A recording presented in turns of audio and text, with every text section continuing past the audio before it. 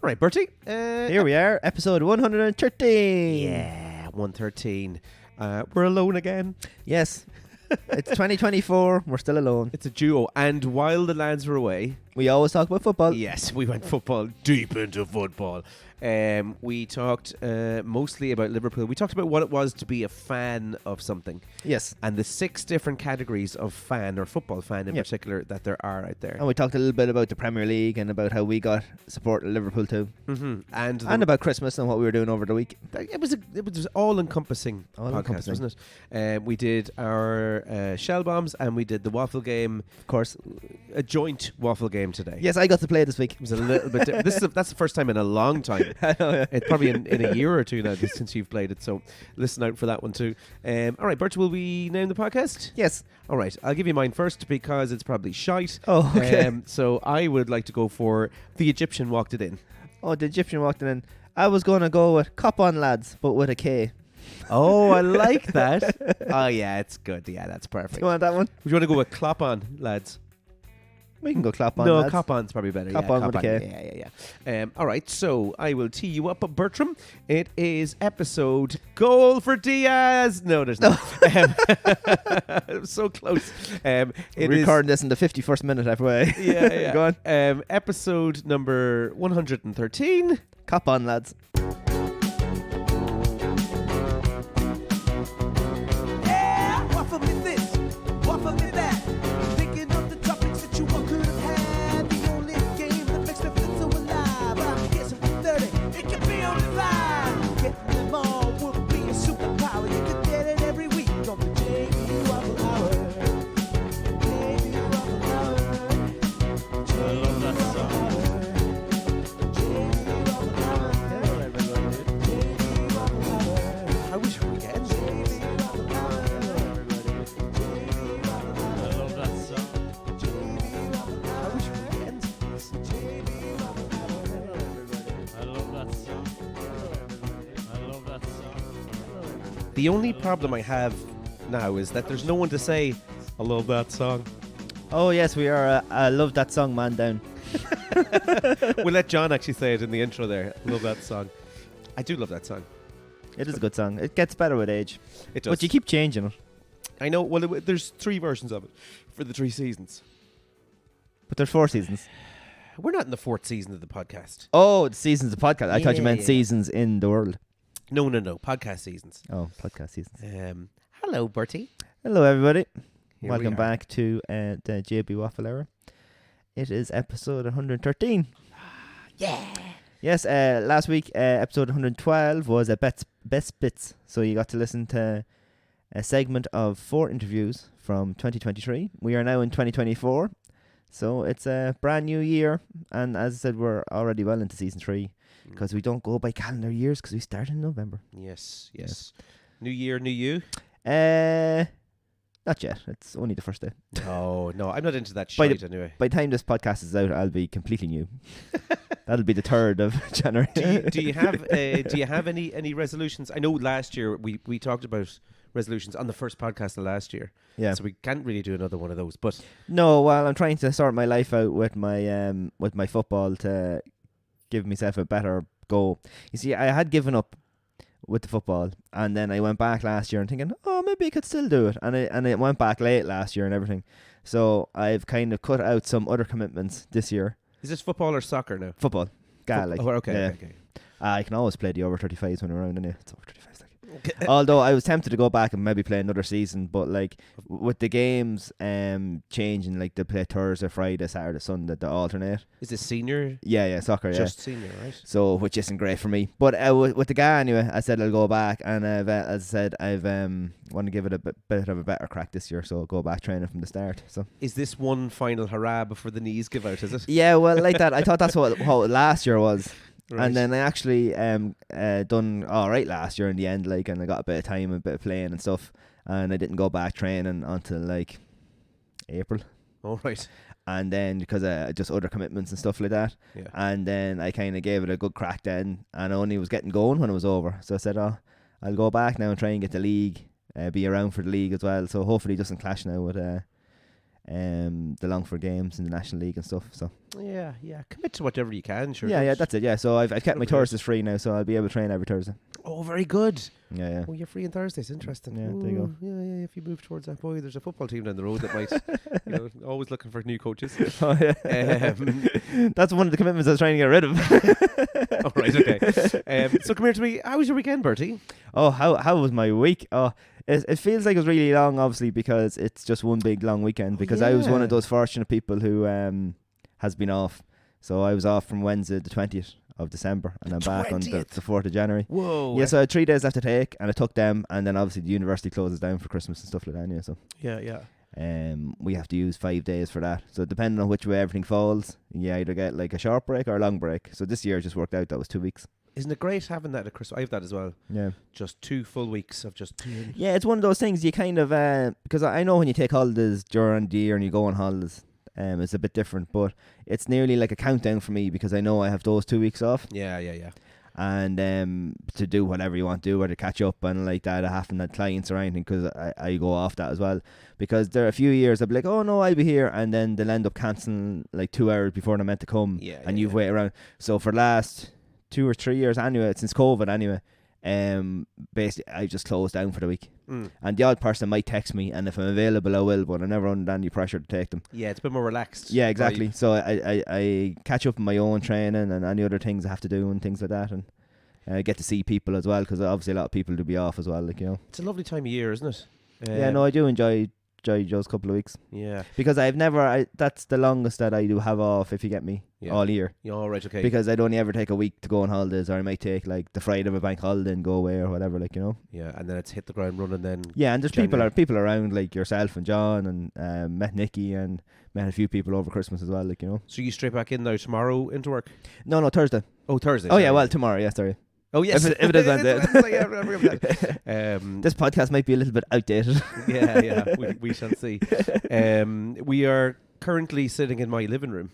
Yes, It's a different setup today. different vibe. Because we're still in Christmas The mode. Christmas tree is there, the electric stove, which I don't know why anybody get electric stove, but anyway, it's lit. It's there's Santies around it, you know. It's such a The nice telly is on. vibe. Yeah, relax. There's tea. I'm in my dressing gown. Yeah, It's all wonderful. I would have worn my own dressing gown if I knew that was the vibe. Yeah. I have a Liverpool one too. I have a spare one there if you want to actually borrow one. Do you want to get into Oh, your... yeah. Get the cigars out. Yeah, very good. My weekend, I'm not sure what I did. Janie Mac, what did I do? God, I don't know. It's been just Christmas, visiting people, and I can't even remember. Do you know you get that up to Christmas, like you're in Christmas mode, and then just Stephen's Day happens, and then there's a day after Stephen's Day, and then all of a sudden, days become meaningless, and it's like, you know, it's just, my brother had a good meme. It was like, you're just full of cheese for a few days, and you don't know what day it is. Well, It's like just disorientating. the thing with me too, like when things are going with me, I never have a lie-in. Like, I know some people say, oh, you don't need a lie-in or whatever. Yeah. But like I'd be up on a Saturday at 7:30. I'd be up Monday to Friday at 7. I'd be up on Sunday at 7:30 to go train now with the ladies. Oh yeah. So there I had a couple of Sundays probably from mid-October maybe that you were able to get up at 9 or 10 and you're doing things. But it's like guilt-free because on a Sunday, you know, you only have that day and you kind of want to get up to do stuff. Yeah. Where over Christmas, you might have 3 or 4 days where it's okay to get up like maybe 10 or half 10 or whatever, like. Yeah, it's nice. Without feeling guilty about wasting your time, like. Yeah. You need, I think you definitely need a day where you do absolutely nothing. Yeah. No, not everybody's like that over Christmas, but it's a bit of a kind of a reset for me before you kick on in January, like. Yeah. Because football will just be full on from now until probably August at least, like, you know. Pasta has scientifically been proven to make you happier. Did you know this? Did you hear about this news? No. No? Okay. I never hear about any of your news. All right. I obviously look at different things. You're not on Lad Bible then, obviously. No. So a study by the Behaviour and Brain Lab at the Free University of Languages and Communication, it's free actually, yeah, so probably, I don't know how legit this study is, has revealed that the emotional neuropsychological mechanisms behind the joy of eating pasta using brain tracking, methodologies. Holy moly. Researchers have found that the happiness triggered by pasta is comparable to the joy induced by going to your favourite music or sports events. It's all carbs. Oh, yeah, I love carbs. Getting high on carbs. The study highlights pasta's role in generating positive emotional cognitive states, often linked to family and friendship moments. Isn't that interesting? I absolutely adore pasta. If I could live on it, I would, but I would be incredibly fat, I would say. Well, like you need carbs, but obviously you can overcarb too. Yeah. Because if you're going to training or exercising or whatever, it's the main fuel source that your body's going to use is carbs. Yeah. So that's why people go, oh, I'm doing a no-carb diet. And you're thinking, well, you're just going to faint at some point. Yeah, you need a balance. Like all this Yeah. stuff of I'm just eating grapefruit now for 5 Yeah. weeks. It's like you're going to die. Everything in moderation. Yeah. Because if you go off carbs for a week, you're going to feel run down. Your immune system's going to be low. You're probably going to get a cold. Then you go back eating normally anyway, because eventually you're going to have to eat carbs. You can't cut out carbs for life. It's lifestyle. It's different if you're allergic to something, obviously. Yeah. You cut that out and your life is better. But with carbs, generally not. Yeah. You need a little bit of bread is okay, is it? Yeah, a little bit of bread, pasta, rice. Preferably brown bread Spuds. though, right? It doesn't really matter. No. No, just whatever calories. Like, obviously, the white one is a little bit more processed to say, like, brown probably a little bit healthier. Mm-hmm. But, like, as long as you're not eating, like, a full slice of pan for your breakfast, and you're going to be okay. So not even just half of a full slice. Yeah, because I don't think people would eat that much bread every day anyway. No. And there's no point, say, if you have a sandwich on a Monday, and then you don't eat bread until Wednesday, don't feel guilty about eating a sandwich on a Monday. Yeah. No? Would you not eat bread every day? No. I wouldn't know. No. Why, do people eat bread every day? Yeah, I would say so. Toast in the morning's a big one, I would imagine. Oh, yeah, I don't have toast. Quick and easy. What do you have for breakfast usually in the mornings? I haven't got back on the porridge since I went on holidays in August. Yeah. Oh, that's a long time ago. I know. So what are you on now? Because I never liked porridge. I always forced myself to eat porridge because like Yeah. the best thing. And now I just have a bit like the Blue Special K. All right. Because Handy as well, isn't it? I go for the 10 o'clock instead now. So 10 o'clock is me protein yogurt and me protein pancakes and things. All right. Okay. 10 o'clock and work with my tea. Okay. So you just go nice light breakfast. Yeah, and then yeah, into that's, it, yeah, I think that's grand. Just to keep. Because it I going. know I have that break at 10. Right. Okay. Yeah. So, Porridge. so I have that at 7. Shouldn't have eggs every day, I've heard. No, well, there's obviously a lot of cholesterol in eggs too. But But then, do people eat eggs every day? some people do. Yeah. Jeez, I wouldn't. Would you not? Because No. the amount of cholesterol. No, just because. It's just you get For what? Like, you yeah. get bored of them. Yeah, really, like don't you? maybe scrambled egg in the weekends or something, but that's about it. How do we get onto breakfast? Anyway, yeah, pasta, yum, love it, and it makes you happy. So eat pasta, everybody. Okay, new study shows that spending time with your mum increases her lifespan. You're welcome, mum. A study published. Probably decreases your dad's though. Yeah. Well, actually, no. If you're spending time with your mum, it probably increases his because he's not getting as much grief, probably. Oh, maybe. So a study published by JAMA International Medicine reveals, at least it isn't a free university, reveals that spending time with your mum can increase her life expectancy. Researchers have found that loneliness significantly correlates with the decline in quality of life, highlighted by the risks of depression, cognitive impairment, and health problems, even leading to earlier death. So spending time with your mammy, go and visit your mammy. Why is it specifically your mum, I wonder, actually? I'm not sure. That would just be anyone, really, I guess. Oh, well, yeah, this is probably why we don't do our studies through Lad Bible, I guess. But it's important to go and spend time with your family. I have found, obviously, I've moved home in recent years, and I have found that I really enjoy spending time with my family. Yeah. I'm lucky. I don't think everyone can get away with that as much. Yeah, well, like that, I think during my 20s, it would be different. Like, you're always going somewhere or doing something or, I don't know. And then suddenly you get to an age where, like, hanging out with your mum and dad or even watching football with dad, you enjoy that more than maybe going to the pub to watch a game or whatever, like, you know? Yeah, that's true. Yeah, you kind of, I suppose our age now, you kind of circle back around again to Yeah. having more in common with Is your there parents. anything that you miss about being home? Like, or you just slot back into you just do the same thing as you would if you were living on your own? What do you mean? Do you know, like, I mean, obviously it's your mum and dad's house, like, Yeah. but you act differently than you did when it's your own house, like. No, obviously I'm always busy. Like I'm always about the place doing stuff. So I don't my feet really don't touch the ground at all to be at home. So I get up and drop the kids to school, and then I'm working until maybe midnight the same night. Oh, yeah. So I'm just constantly out. I'm only really come back here to sleep, to be honest. That's really it. So I'm not really here that much. But the times that I am here, it's great because I know when I was living in my own house, because of my situation, my parents would have been around quite a lot, babysitting and stuff like that. Yeah. So, you know, I was spending a lot of time here anyway, dropping the kids off, maybe Okay. collecting them, that type of stuff. So it just made more sense, really, to kind of combine everything. Oh. You know what I mean? But as I say, I have a good relationship with my parents. So Yeah, I know some It people helps. don't, but I suppose you're the same as me, kind of lucky that we do, and we get on well with them. Like. Is that something you're fearful of? Maybe moving away from home. That you're kind of moving away from your parents a little bit. You're not too. You won't be too far, I suppose. Anyway. No, but you see, I suppose I've been at home a bit now because I didn't live away from home for that long before I moved back to save money. I didn't think I'd be there that long, but anyway, that you're really tied to home in a way because the gym is there. And obviously the sheep is there as well. Yeah. And you'll always have to go back probably to check on that and do that anyway, you know. Yeah. So you'll always because it's nearly a place of work now. Like. Yeah. But there's that strong. You've got the same thing as I do. There's like a strong kind of emotional attachment to the area that you grew up in, the house you grew up in, and like the land that you're. I was actually doing a PowerPoint for the football for next weekend, and to give them an example of your qualities you can bring to a team. And I was just thinking about my own, just to give them examples, because you didn't want qualities like, oh, I'm a good defender, or I'm very fit. You want like specifics to you. Yeah. And I was thinking one of the things that I find with me, and it got more as I got older as well, playing with Boards Mill, is this like, I don't know what you would call it, like Boards Millness.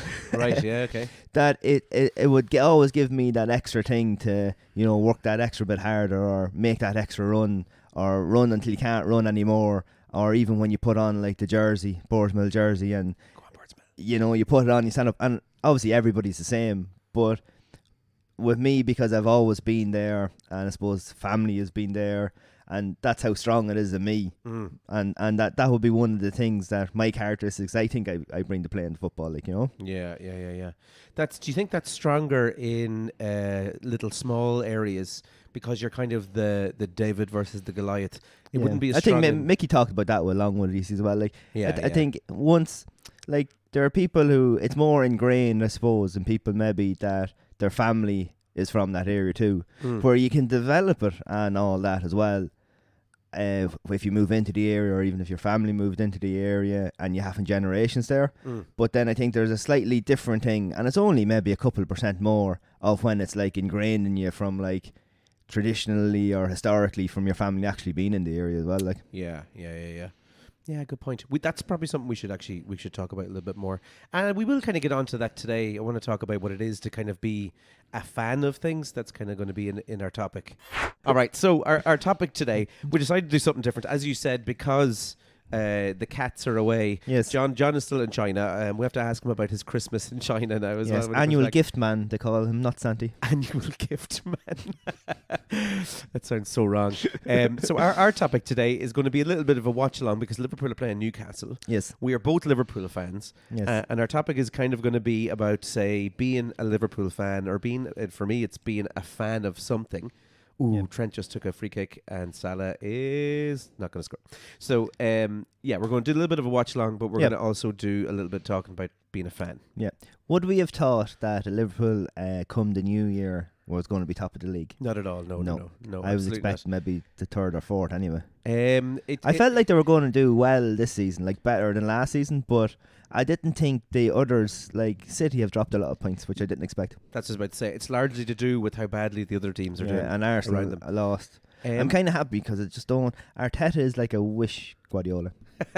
he's got the same aura and confidence as Guardiola without actually being as good as Guardiola. Yeah, I get that. Guardiola is just something else, though. I have great respect for Guardiola. I like his. No, don't like him at all. Oh, really? You don't? Yeah. I've got a lot of time for his mentality and how he talks to players, and I do think though that some of it has to be for show. Yeah, more than the way the players. I'm not just saying Guardiola, but I think kind of soccer at the elite level that's on TV, there's a lot of showmanship, whether it's the going down looking for frees, or the hitting the badge, kissing the badge, or revving the crowd, because basically there's very few people that you can actually has credit doing that. So like that, say Giggs was always with United, probably Roy Keane with United maybe as well, Gerrard, Lampard, all these old players. Now you have with Dan Burn, because he's from Newcastle. Yeah. And then you have Arnold, who's from Liverpool. So these players have more credibility when they're, hitting the badge and revving the crowd up. But you see players who might be there for a season with a team and they're doing the same. Yeah, and, yeah. And Guardiola said, as soon as the camera goes on, he's doing all this waving. Yeah, yeah. And you're in a stadium with probably between 50 and 60, 70,000 in the Premier League, bar Luton and Bournemouth. Yeah, yeah. They're small stadiums. But I've been in small stadiums, Park Tulton on the sideline, with 600 or 700 people. Yeah. And you can't hear the manager shouting You across. hear nothing. Yeah, No. yeah, yeah. So But maybe that's why they're so animated, is all those... who's he trying to shout Nah, at? I don't know. My big thing about coaching is that, when it comes to the day of a game, you can always tell, say, by the way the coach acts, but you shouldn't have to shout at your players No. to go and do stuff. Everything that you should be doing, or what they should be doing on the pitch, should have been told to them in training that the week before. Like, I know when you're on the sideline, you're coaching, I still kind of watch the game as if I'm a fan kind of as well. And, if something does something, oh, that's a good score. Yeah, Even though they don't hear you, whatever, Yeah, like yeah. you clapping and all that, and you say, well done. Now, the only thing I'd shout would be if you're switching positions yeah. or you're switching tactics, then you can shout that. Or you might get a message onto the goalkeeper. There mightn't have been great kickouts for the last while or to slow it down or whatever. Yeah. When you're dealing with adults, though, a lot of this game management thing they probably should know. Yeah, Or the absolutely. fact that it's been drilled in a training too, like.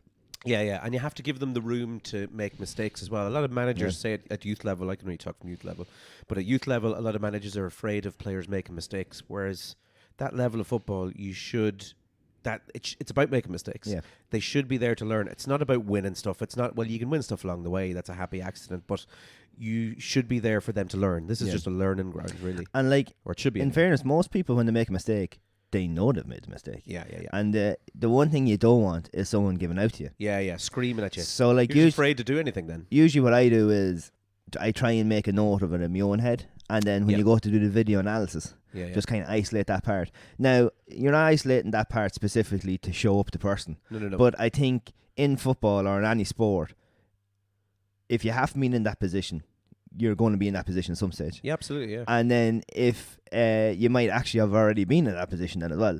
So you can always learn from it, whether it's giving the ball away or going down the tight side and kicking the ball when you should hand pass and things like that. Everybody can learn from all that. And that's what I find great about the video analysis. Like, even when I started coaching in 2012, one of the first things I done was I went and bought my own camera. Right. Because it was too expensive and not many people were recording games and stuff to get people to come and record. Yeah. So I used to just get someone, just as a point of camera, follow the football. Yeah, yeah. Because it doesn't have to be perfect, just as long as, like, you can see, who's doing what and pick out a few things. And there was times that whether it was too low or whatever, that out of maybe an hour footage, I managed to only be able to get 7 or 8 minutes of stuff I can use. Mm-hmm. But you can still find stuff that you can use, like. And how would you project that to the player? Is it a projector then and a screen? Yeah, or? so I do, like, because I would have been a big fan of, like, watching all these sports shows, especially American shows and all that. Yeah, but And then anything that's, like, behind the scenes, like the Spurs documentary, or even with Liverpool, you get to see clips from behind or inside Anfield and stuff like that. yeah. And I would have kind of tried to do a lot of that, so it would be always video analysis. So I went and bought my own projector. Oh, you did, yeah. Yeah, and then you can go, and I always say, like, this isn't picking out just you. If the specific person can learn from it and 2 or 3 others can learn from it, great. But I always warn them, like, this is not just picking out you. Mm-hmm. It's like, it's to do with the team and to learn from what mistakes we've made. Yeah. And then you'd go show them, and then you kind of open it, well, what could we have done? And 9 times out of 10, the player knows what they should have done or what they could have done. But it's just to try and make sure that they do realise that and whatever. And it's about dialogue back and forth. It's more like conversations. It's learning, Because isn't it? you can't really put the answer into them themselves. You want to try and get them to get there of on their own. Well, like, you have to Yeah. lead them to it rather than telling them. Can I give you a little rundown, see which one you fit into, of the type of football fans there are? There's 6 types of fans, football fans. Oh, yeah. anyway. So there's the first one is football fanatics, and it's 11%. Football fanatics follow football for the game. So they follow football in its entirety with strong emotional engagement, prefer going to the stadium to experience the sense of togetherness, attached to their club but engage widely beyond this, believe that football clubs should help to make the world a better place. There is then, you tell me now if you fit into this any of these categories. Yeah. So number 2 is club loyalists. So there's 14% apparently. This is all based on the English Premier League. So club loyalists follow football for their club. Highly engaged, long-term football fans, emotionally invested in their club, which helps provide their identity. Interested only in higher levels of football and follow football for the sense of community and the quality of matches. So far, are you fallen into any of these?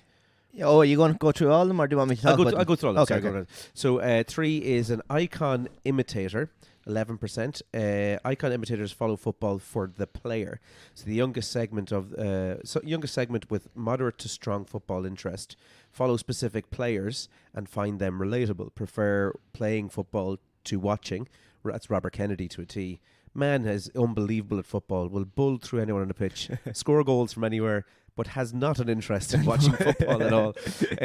Enjoy big games featuring the world's biggest and best footballers. I think a lot of young football fans these days are these guys, these icon imitators, because you see the Ronaldos. Yeah. So doing the when Ronaldo was at Madrid, they'd have a Madrid jersey. When he Yeah. was at United jersey, and I don't know, Al Nassr, yeah. to have Al like. Nassr? Did you see the amount of parents on like social media looking to see where you can get that jersey? Yeah. Because they're Ronaldo fans. Same with Messi. You see a load that have Inter Miami jerseys now instead. It's insane. I was doing the FAI camps during the summer, and I kind of thought, you'd see the United jerseys, Liverpool jerseys, whatever. I saw about, I'd say, roughly 10 Al Nassr jerseys. This is a team that are in Saudi Arabia.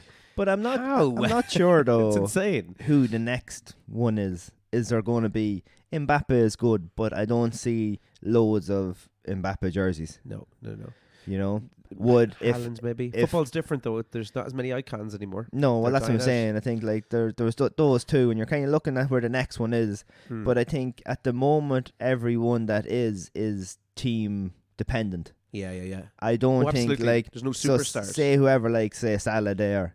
If Salah does go to Saudi Arabia, would people have that jersey the same way as they had Ronaldo? Yeah, probably You not. know, I wouldn't say. If Mbappe say goes to City, Liverpool, United, or wherever he ends up, they'll like him and they'll have Mbappe jerseys. But when he goes to the next club, I don't think anybody from PSG would follow Mbappe. No, I don't You think know? so. It's a different game nowadays, isn't it? Yeah. It's not as good as it used to be. So yeah, icon imitators 11%. FOMO followers 27%. FOMO followers follow football for their friends. So they follow football for social currency, something to talk about. Frequently engage with football, but less emotionally engaged. Prefer to follow the big teams and European football. That sounds like John. Maybe he talks about football or follows it because he said it once. He was like, oh, I watched a game of football or something just so I could go to the pub and talk to the lads and so I know what was It's like going on. that episode of the IT Crowd. What was that then? You know, when they gave him the phrases to say. Oh, when you yeah. go to the games. Yeah. The thing about Arsenal is they That's- always try to walk it in. It's brilliant. Oh, Graham Leenan's class. Okay, so there's two more. The main eventers, 19% of fans claim to be this. Main eventers follow football for the occasion. So moderate fans are less bothered about the result, but more interested in the event. Low engagement frequency, which increases around big matches and tournaments, typically older and slightly more likely to be female. Yeah, so I know someone who... They'd be like World Cups and like Yeah, the World Rugby Cups. World Cup during the summer. That's the thing. So, like, whenever Ireland are playing, like in a semi-final or something, you see, the bunting goes up outside the Yeah. house and stuff, and they're there for the event. I suppose with the rugby, I'd be a little bit like that. Like I wouldn't yeah. really watch like Leinster or Munster play. Now, if they were in like the Heineken Cup final and thing like that, I'd watch them because they're an Irish team. Yeah, But I'd only really watch like the Irish rugby team when they play Six Nations, and I wouldn't be as pushed, these autumn series. I'd watch it on a Saturday if it was on, but I wouldn't make plans. But when they're in the World Cup and the Six Nations, I will have the weekend that I know that's on yeah. to be available to watch it. Like So you're a rugby main eventer. I'd say so, yeah. Well, more a rugby Irish eventer. Yeah. I'm the same as well. I'd be the exact same at rugby, but at the same time, I feel incredibly bad when I to the point where I'm like, I don't think I'm actually going to watch it. Yeah. Because when I watch football and people are around football like that and they're just there for the main event and they've got Yeah. the Liverpool jersey on, I'm like, you guys are not around for them usually when we're here on Saturday. Like, so don't. I'd be the same though with like when Katie Taylor fighting. I wouldn't really follow boxing. Yeah, but you jump in for that main event. Yeah, or Kelly Harrington was fighting. Yeah. Like. Is it okay to do that? I Or suppose. even when McGregor at the start, before he became a bit of a tosspot. Yeah. He was always a tosspot. We found out eventually that he was. Okay, so the last one then is number 6, the tag-alongs. So 19% of football fans are tag-alongs. Tag-along follow football for their loved ones. So lightest football fans with low emotional and intellectual engagement. Interest promoted by friends, family, or national team preference. Typically older and more likely to be female, apparently. It's a bit sexist, really. But so, yeah, they're the people who are just... Like, with Liverpool, I have followed Liverpool since the mid-90s. Mm-hmm. And Dad was a fan, but he wasn't like a big fan. He wasn't a big enough fan for me to be a fan, if you get me. Yeah. He's become... he would have watched them like in the... Well, not watch them because they didn't have it wasn't on telly, but when Match of the Day was on, or then during the 90s when the Champions League used to be on normal telly. Yeah. Liverpool was in a little bit. Yeah. Kind of. But he would have known, like, followed them loosely when Ronnie Whelan was playing and during the 70s and stuff.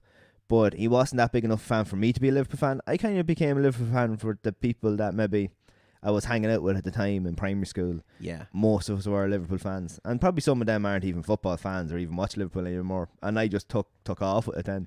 But I was always interested. I think if you've played football, you're probably more interested in following it for longer than if maybe you don't play it. Maybe would that be right? Yeah, because you appreciate what's going on. You know how hard it is to do that. And like if Liverpool lost. Yeah, I talk about it, maybe analyse it. It wouldn't ruin my weekend. I wouldn't be pissed off about it. No. I stopped giving a shit about that because it was ruining my weekends. But I can see sure. It's a lot like I'd be more annoyed when Mead lose because I'm for Mead. Yeah. So I can see the fans that you see that are from Liverpool. They have slightly... you better finish that. There's a goal for Liverpool. Go on. Luis Diaz. Probably go to VAR, will it? It'll go to VAR. They all go to VAR anyway. There's a goal for Luis Diaz. Nunes is so unlucky, isn't he? He is. Yeah, he is. But I mean, he's doing. He's that. There's fucking flag up. Look. Oh, of course. When Torres Who was it? Diaz that was off, was it? Yes. Oh, yeah. No. It was, no. Yeah. Nunes. Sorry, Nunes. Yeah. Another good through ball. He's though. doing a lot of leg work, and he's doing a lot of work to set up other people as well, which is.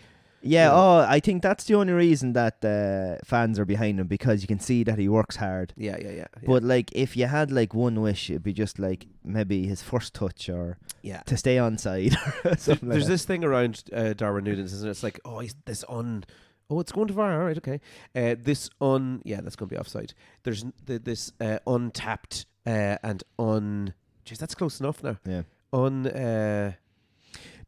Sorry, I'll talk about VAR when you're finished. Yeah, no. So yeah, I don't know if this is going to be given or not. This is front knee. Stan Burns' fucking right knee. Yeah. So there's all this potential that's there to be released or whatever. But like, this guy is, what age is he? Is he 22, 23? 23, yeah. I mean, that potential should be unleashed already. I know lads at 16, 17 who can finish a ball better than Darwin Núñez. Well, I know Alan Shearer says it's harder to get into positions. If he's not getting into positions, that's harder to teach. Where the finishing is practice. Yeah, so he's there and he just wants to hammer the ball. Or sometimes you need to, what is it on FIFA? Is that the L1, finesse shot? Yeah. He just needs that. Just putting the lines as well. That's it. The thing about VAR, right, is go on. VAR is important, I think. Yeah. But not the way they're nearly overusing it. So it definitely should be more of a thing for the referee to use, like it is the TMO in rugby. Yeah. Now if he's unsure, is that what you mean? Yeah. So I think that, granted, it can't run the same as TMO because football is a more is it fluid game or motion game, where rugby is at the scrum, at the breakdown, there's stops and play, and he has that's a penalty. Go on, they have to give that penalty. He's giving it. Yeah. Good man. Fair play to you. That's Taylor, is it? No.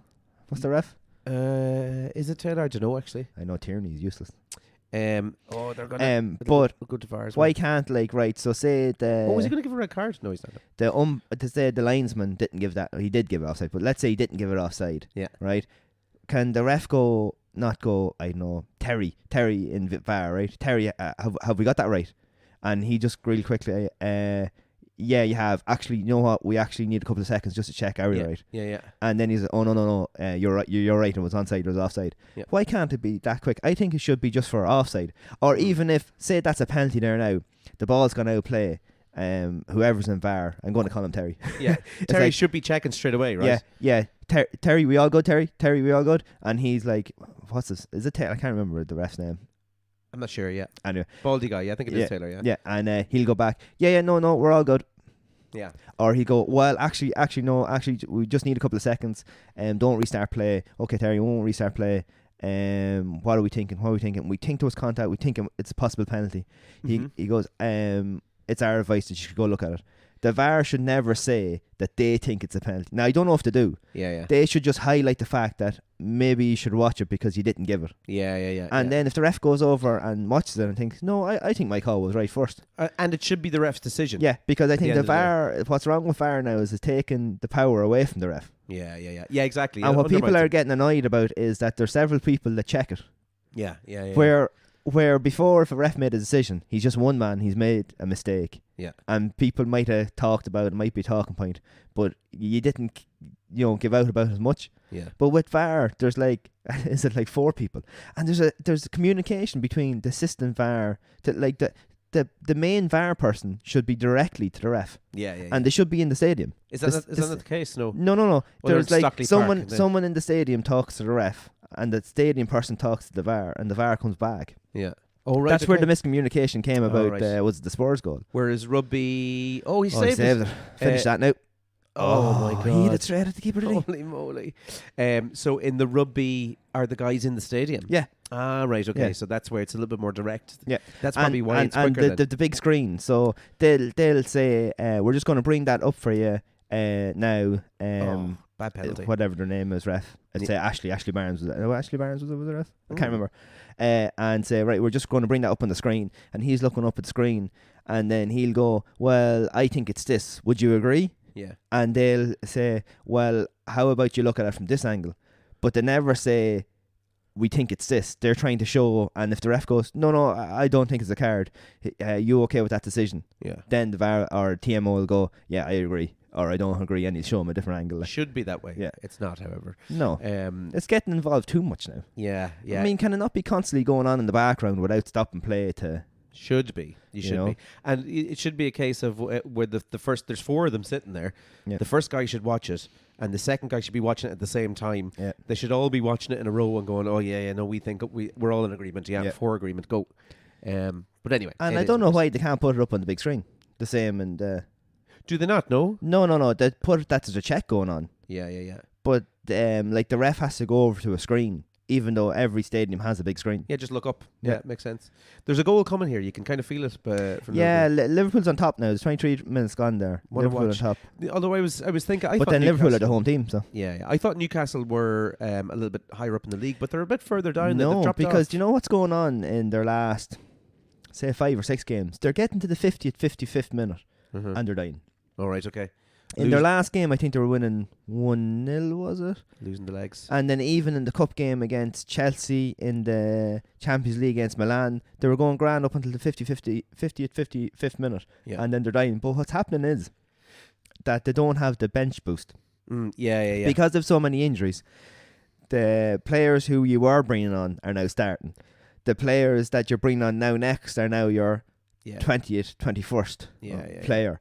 So the boost that they were getting in around the hour mark, when is usually when you make subs, It's gone. is gone. It's not as good as it was, and that's why they're dying away then, and they're getting bet in the last 20 minutes. Well, It'd be you interesting to see the stats. I say in the last 5 games, they've probably conceded a lot of goals in the last 20 minutes Yeah. and lost the game.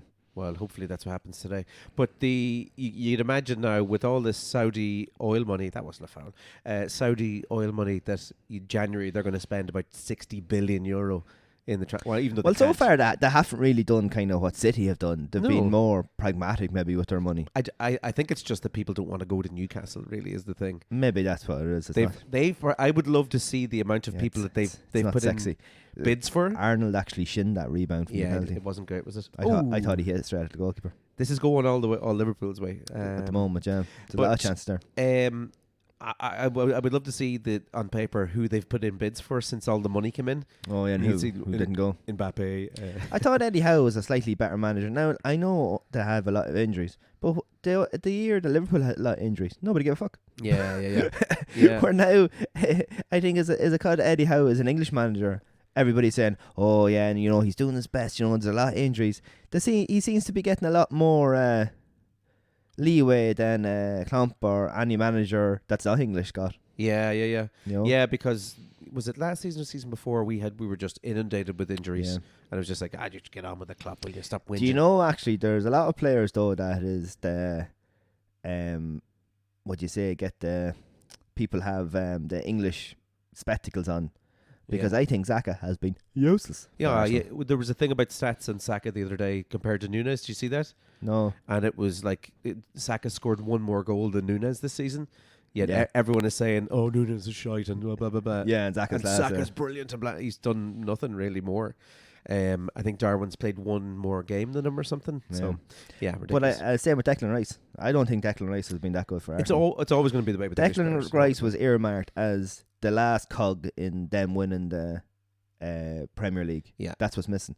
But Arteta is after messing it up completely, the whole goalkeeping thing.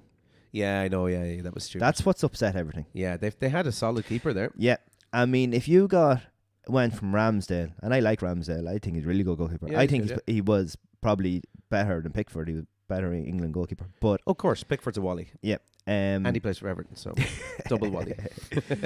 But the upgrade from Ramsdale to Araya wasn't big enough to put Arsenal's performances on the line like Arteta did. No, absolutely not. They bought him because he's playing out from the back. I've seen Arsenal a few times now over Christmas. He doesn't play out from the back. Yeah. When you say play out from the back, I think of Eberson for City. That's what I think playing out from the back is. Yeah. Where Raya doesn't do that. No, not at Now all. you can still be a good goalkeeper because at times Alisson doesn't do it. Alisson makes himself a good goalkeeper by doing good goalkeeping things. Yeah. I think he's a better goalkeeper than Eberson, but Eberson's a better passer. Yeah, than definitely. Alisson. Yeah. His distribution's way better. But that's why I like Queven Geller. Queven Geller can kick off both sides. You know what I'm saying? He's class. So he can't get closed down because he can kick left and right. If only I think in order to kind of develop that kid's even he's not really a kid anymore, but his Well, in goalkeeping terms, he probably isn't. Yeah. He needs to move away from Liverpool. Yeah, even alone. Yeah, head off. I think he should head I off. think he got a few loan offers, but Liverpool weren't happy with the team that he was going to, because obviously Liverpool want him going to a decent team. Like. Yeah. I mean, he's good enough to be top of the Championship or even in the Premier League. I would say he's the But Premiership goalkeeper. Listen to the Ben Foster podcast. Goalkeeping is there's a lot of what would you say, domino effects in when goalkeepers move. It's like selling a house. Yeah, because goalkeepers, you're obviously only that one position. Yeah. So goalkeepers, a team has to lose a goalkeeper, or a goalkeeper has to move for another goalkeeper to move, Yeah. because you don't want, and it upsets everything too if you have two world class goalkeepers, two number ones. Yeah. You can't have two number ones in your club, because you'll have what happened with Arsenal. You definitely need a number one and a goalkeeper who knows he's a number two. Yeah. Like that stuff. Remember the stuff with Chelsea and what's his name? Or the Kepa and Mendy. Yeah. Where are both them gone now? Yeah, exactly. To Sanchez. Just ridiculous. Absolutely ridiculous. Yeah, it doesn't help. You need one goalkeeper and then someone who's a backup. Yeah. That's why you should get someone like Van Dijk or another centre back and just train them as a goalkeeper, so that if your keeper's away, he can just hop in. Like, but he's not. So the league style. Yeah, he's not necessarily a goalkeeper. I see that goalkeeper I sent you earlier. Yeah. Did you see what they call him though? No. What? They call him Buffet. Oh yeah, Gianluigi Buffet. Yeah. It's very good, very very good. Yeah, it's an interesting position, goalkeeper, isn't it? Yeah, you have to and I know I only played. I used to play in goals when I was underage, but as an adult goalkeeper, I've only played in goals, I'd say 4 times. Right. Either when the goalkeeper got sent off or injured, or we were missing a goalkeeper. Yeah. So it's only been 4 or 5 times. And it's a lot different now than GA. I played in goals in GA last year, alright, because goalkeeper was injured, Jim was. Right. But, I mean, it definitely is a position all unto itself, like. Yeah. Oh, it is. Yeah. You know? It's a lot different. Like, it's a different world. oh, it is. Yeah, It's you don't have to be crazy to be a goalkeeper, but Jesus, it helps. yeah. Because you're doing a lot of stuff completely by yourself for a large Yeah. proportion of the game, Oh, yeah. and your concentration has to be absolutely elite. My daughter is a goalkeeper. That's her position. Newcastle are attacking. Good tackle. Yeah. Van Dijk Um, get across. my daughter's a goalkeeper, and she trains primarily as a goalkeeper. Now she's going up to under 10s, like, but she's like, I want to be a goalkeeper and I want to just be a goalkeeper. Yeah. But I've watched her during matches, and she'll just wander off. She's only 9, like. Did you see that video of must be the father Oh, beside? yeah, pushing yeah, the pushes him into it. I will say, I've been tempted a few times. goalkeeper definitely in GA. Goalkeeper is far more attractive spot now than it used to be. In GA? Yeah. Oh, well, they play out now for the back. Yeah, don't they? because you're that's the big thing. so more important now, even Yeah. in the lads now, that you can't pass directly back to the goalkeeper. But especially in ladies, like, so you would have seen maybe 10 years ago when I started coaching ladies, Yeah. that you couldn't find someone that wanted to be a goalkeeper. Yeah. Or would go in goals or whatever. But now most teams now actually have people, maybe 2 or 3, that want to be in goals. Yeah. Because the goalkeepers are getting so much recognition now, whether you see it on the telly or whatever, and even Brosnan with Ireland and big one. Her jersey sold out, so did. Yeah, it's mad, that, isn't it? And then you also have the ones in GA like Monica there with Mead and Ciara Trent. She was with Dublin, and they're getting recognition now. You see as well, Yeah. and they're so much more involved because you want your goalkeeper to be able to play a bit of football in GA. So it's near the same as in the soccer now. Yeah. To be able to be that extra player in defence, to be able to pass back, that's set up like. Yeah, we have that at 8s as well. There's a few kids who are like, I want to Yeah. go on goals. Like, okay, great. Yeah. That's fantastic Yeah. for us. Like, and even at ladies, you'd probably still be okay if you're 5'10". Yeah. Lads, I mean, 6 foot's very small for the goalkeeper. I think was Yeah, it you need to Matt be big. Ryan? He was an Australian goalkeeper. Mm-hmm. He played with Brighton when they came up first. Right. I think he was only 6 foot, and like you knew it at corners and things. Yeah, you could see it. 6 foot's a bit small now. That was a Although great touch by DSG. Although wasn't Shea it? Given wasn't that tall of a goalkeeper. No, he wasn't. I No, still no. think though he was like 6'1" though. You know? That day of small goalkeepers is gone. Remember Barthez? Sure, Barthez was he wasn't. He was I- 5. I think Jersey Dudek was quite small. Yeah, I think Barthez was 5'7", 5'8", I think. And remember Yeah. Campos from Mexico? Oh, I yeah. think he was only like fucking 5 foot or something. He was tiny. Just a good jump on him. Yeah, exactly. Yeah, he was amazing. But anyway, those days are gone. Will we move on? Yeah, do we our, can. We do our what's next? Waffle game. Is it? Yeah, it's waffle game next. Oh, well, All right, hang on. let's do waffle game. All Yeah, right, you better pause that. all right. It's that time, you know the name. It's the reason we all came. Find the words that are the same. It's that time to play the waffle game. So we have a slightly different waffle game today. Yes. It's a different setup because we've got a different type of podcast. Yeah, today. and it's nice that we're both involved in it. yeah, Because it's okay for me to ask questions when there's 2 other people, but sharing is caring. yeah. So because we're talking about the Premier League and stuff, I have the big Premier League quiz from 2022-2023 season. Excellent. So I do not know the answers to these. They're multiple choice, Okay, so we'll work together. okay, let's do it. How many questions would you like to do? Let's do 10. 10 questions. Okay, we'll rattle through 10. Okay. Okay, let's do it. So okay, what links the 5 teams that finished 8th, 9th, 10th, 11th, and 12th? Their names all start with the same letter. They are all London clubs. They all won the same number of points. They have all been managed by Sam Allardyce. I mean, that one's extremely possible. We can't find out who those teams were now. No. It's London clubs, West Ham, Fulham. Who else? Brentford finished up there as well. didn't they? Brentford, yeah, and It wouldn't be wouldn't have been Fulham actually. their names all started with the same letter, because there's not enough.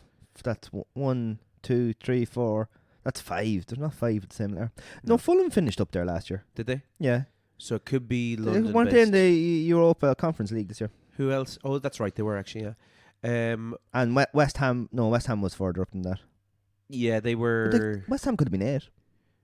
They were in. They could have been Were actually. they? Yeah. So we go with London based. London based. All right, let's try it and see. Oh, do we get the answer straight away? Hang on. Yeah, we're right. Oh, we were right. Okay.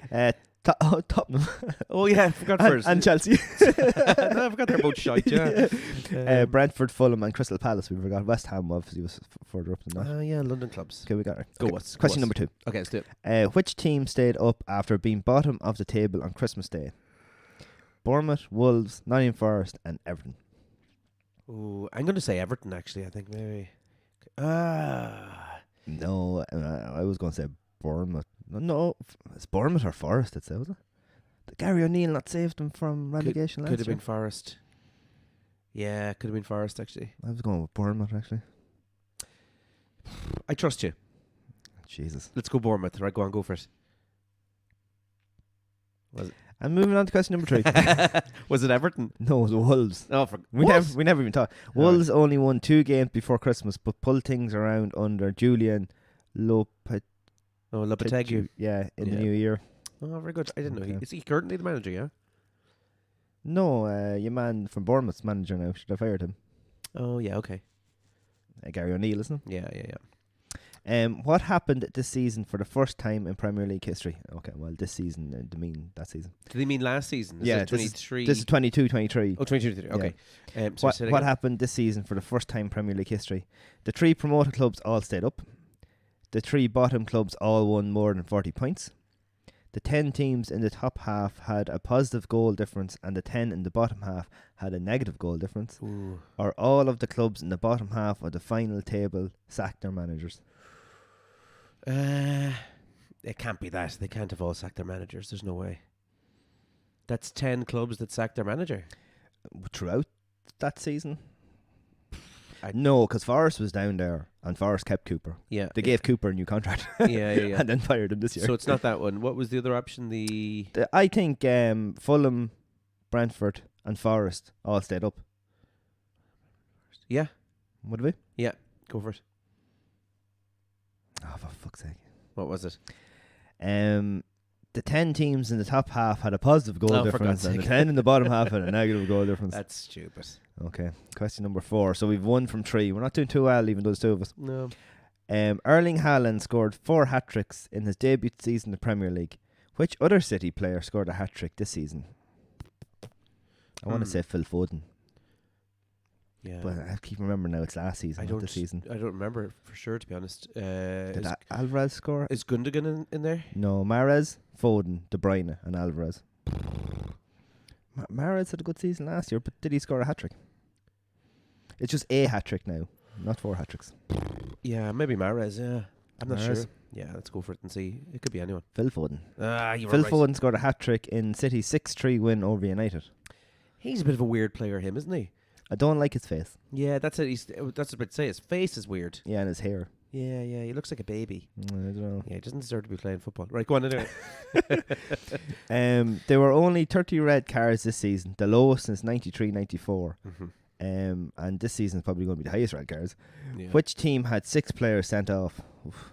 Chelsea, Leeds, Tottenham, Wolves. I say Tottenham this year. Yeah, I think Leeds had a pretty bad disciplinary record, That's typical Leeds. as far as I remember. I don't remember a lot of people getting sent off. I don't remember a lot of last season at all, to be honest. This is very Well, bad for our quiz. Leeds? Go Leeds, yeah, and see. It's hard to know. Freaking Wolves. Ugh. Nathan Collins, Diego Costa, Johnny, Mario Lamina, and Mateus Nunes, and Nelson Semedo. All sent off. Other than Wolves A fans. lot of them actually aren't playing with Wolves anymore. Yeah. Other than Wolves fans, who really keeps an eye on Wolves? Like, Okay, question number 6. We're not doing well. sorry. Who was the only outfield player to feature in every minute of his team's 38 games? Harry Kane, Alex Iwobi, Declan Rice, and James Tarkowski. Where was Rice? West Ham. Kane had an injury last season. I, did he not? I think it's Tarkowski. Go for it, yeah. I really don't know any of these. It's really bad. Goalkeepers Aaron Ramsdale, David De Gea, and David Rea also played every minute for their clubs, along with James Tarkowski. Good man, Bert. I think I remember him saying that. He was on the Fozcast. I think I remember him saying that. All right, okay. He's rarely ever injured. Good call. Which of these teams scored the same number of goals this season? City and Liverpool, Villa and Leicester, Newcastle and Leeds, and Arsenal and Tottenham. This was 22-23. Yeah. Jesus, I don't think we scored the same as City. No. Would Villa and Leicester, because Villa just about avoided relegation, and Leicester were like, Did Leicester go down? yeah, they were like 17th, weren't they? Would they have scored the same number of goals, but Villa stayed up and Leicester went down? Scored, yeah. Could have been draws. Arsenal and Tottenham, Yeah, they're both shite. No, Arsenal did quite well last year, didn't they? they probably scored more goals. Yeah, but no, Harry they did. Kane scored Sure, more they goals. were close to winning the league, weren't they, at one stage? Yeah, they probably scored more goals. Tottenham. Yeah, maybe go with the Villa Leicester, maybe. Villa, Leicester. Villa qualified for Europe. Leicester went down, Jesus. and they scored the same amount of goals. That's mad. There you go. Crazy. I knew there had to be something. Yeah. I thought. I forgot Villa done well. It was the year before Villa. Wasn't nearly well There you go. done. Okay, number 8. What do we have now? 3 right. Yeah, 3 right so far. Yeah, and we started off so well. Yeah. Well, if we get 5, I'll be happy. If we get half of them right, Okay, I'll we be have 3 questions left. Okay, let's do it. The season lasted 297 days. For how many of them were Arsenal on top of the league? Oh, they were top of the league for ages. Yeah, they were. 162, Uh-huh. 204, 248, or 282. 204. Yeah. I think were they on top longer than that and still messed it up. They're definitely on top like at Christmas last year. Yeah, they were till after Christmas. And well after Christmas. Remember City went on a bit of a run then. And then it Yeah. was really tight between them for ages. I would say the third one, maybe. 248, Yeah, the maybe. majority of the season. It was. Oh. They held top spot for 84% of the season, but did not finish as champions. Arsenal. Okay. My daughter's an Arsenal fan. Arsenal doing Spursy things. Yeah. Question number 9. Okay. All 3 promoted clubs, Bournemouth, Fulham and Nottingham Forest, stayed up. Mhm. In the previous 30 Premier League season, how many times did this happen? Never, once, 3 times, 5 times. 3? Yeah, I mean It's definitely happened before. has it? Oh, it has to be. Okay, go on, go 3 then. I don't know. I don't know if it's ever happened. I think it's happened before. Right, go on. All Might as well 3. see. Because the same teams never always go down the next season, because someone else always have a bad season. Yeah, that's true. Yeah. Yeah, go on. It was 3 times. In 2001, 2002, 2011, 2012, and 2016, 2017. We got the 5. We got the 5. 1 question left. Question number 10. We can go positive with this one. Manchester City have won the top flight title 3 times in a row. Who were the first team to achieve this feat? Oh, it's got to be United, maybe. United's not there. What? Because I think it's the... Oh, not just the Premiership. Yeah. Oh, It's okay. the top flight. Arsenal, Preston North End, Huddersfield Town, or Liverpool. Oh God. I mean, I feel like Liverpool won it 3 times in a row. yeah. But Arsenal could have won it 3 times. That Arsenal didn't win it 3 times with Wenger. It's older than that. We won it in the 80s 3 in a row, didn't we? Yeah, but then there's something about like... It's going to be one It's of just like back in like yeah. the 50s now. Preston North End won 3 in a row. or Oh, something. take a guess. Take a guess. Go on. You might as well. Which do you think are more likely to have been good? Preston North End or Huddersfield Town? They're both shite. Well, they are now, but were they good at one stage? I'm going to stick with Liverpool. Liverpool. Huddersfield Town. Ah, bloody And Huddersfield. it was 1923-24, 1924-25, 1925 and 1926. Oh. Manchester United were the last team to do it before City, though. Right, So okay. United have done it. Yeah. Do you want a bonus question then, just to finish on a high? Yeah, go on. Finish on a high. Manchester United set a Premier League record in 1995 that has been equalled 3 times by Leicester in 2019, by United again in 2021, and by which team this season? Doesn't say what the record is. That leaves it a bit vague. So Leicester, what year Leicester, sorry? Manchester United set a Premier League record in 1995 that has been equalled 3 times. Oh yeah, it doesn't say what. City, Liverpool, Arsenal, Fulham. So think about last season. 95. What record are you looking for? Is it the most points?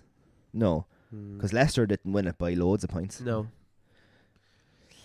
Um, Maybe to go down and then come up and win the league I'd say it was not to be on top on Christmas Day and still win the league. and still win the league. Right, so what are our choices? So no, because loads of teams have done that, been top and then won it, sure, haven't they? But who has not been top? No, because United didn't win it again in 2021. Oh, yeah. So that's not about winning the league. It wouldn't be most goals scored. But it doesn't. Why does it not say the record? Conceded more goals than they scored, but still ended in the top 10, maybe? 95 to have been equal 3 times. 95, they won the league in 95, United, didn't they? Yeah, and Leicester won in 20, but United didn't win in 2021. So it's something not to do with that. Jesus, I don't know. Go rando pick. Go on. Fulham? Yeah, go on. Liverpool won a game 9-0 against Bournemouth, equaling the biggest win in the Premier League history. Oh, big wins. Oh, I remember Leicester, sure, bet someone in the 9 something or... Did they? Yeah, in the year that the... Jesus, I don't remember. No, that wasn't even the year they won the That league. was some season, wasn't it, in fairness? Yeah, but that wasn't 2019. So we did shite in that. Yeah. we don't understand. We didn't football even that finish on a high. It's a very random game, but we got 5 out of 10. Let's just say. I'm going to give you actually 3 shell bombs. There's a special mention shell bomb actually as well. Special mention, Shelby. Yeah. This is a special one. I'll give you the two other ones first of all. So I've got 2 Liverpool related ones. Oh, excellent. All right. So Liverpool has never finished lower than 8th since 1963. The season they returned to the top division of English football. So never lower than 8th. Yeah. Hence why we probably both support them. We have been down at stages, all right, but never but finished there. always come back up again. Liverpool FC fans can be heard singing "You'll Never Walk Alone" on Pink Floyd's "Fearless" song. Have you ever heard that? No. No, neither did I. I thought that was a cool little fact. So they're on a Pink Floyd fan now, to be honest. they're on a Pink Floyd album. So there you go. And my last one, I'm not going to say who gave me this fact, but what colour of a tongue do you think giraffes have? Blue. You're close. It's purple. Oh. Yeah. So they can have either black, purple, or I think the other one is kind of a pinky colour. But They eat a lot of sherbet. Purple sherbet. I thought that was a weird old fact. Look at their tongues. They're mad Yeah. looking, aren't they? There you go. So there you go. Giraffes with purple tongues. Did you ever see a giraffe when it's been given a tranquilizer by the vets? No. Its neck goes all floppy. Oh, They like have to wind it up. oh, like a fire hose. Right, do you have a shell bomb? Yeah, well, not really shell bomb, just like a bit of advice. Okay. Okay. For me. Get out of that dressing gown. Well, only if you've clothes on underneath. I don't. So do you know when you're filling your oil in your car Mm-hmm. and you just spill it and you're trying to, and sometimes you don't have one of those fancy cans with the big nozzle. Mm-hmm. Apparently, I haven't tried this now, but I've seen it on TikTok. If you get your dipstick, Right. get your dipstick and put your dipstick in, not where the dipstick goes, in where the oil is put, Right. and get your can and pour it at the top of the dipstick. It'll run down the dipstick and straight into your oil. No way. Apparently so, yeah. Oh, very good. Seen it on TikTok. That's TikTok's great for that stuff, isn't it? Yeah. Very interesting. There All you right, so shell bombs? Shell bombs. Shell bombs. All right.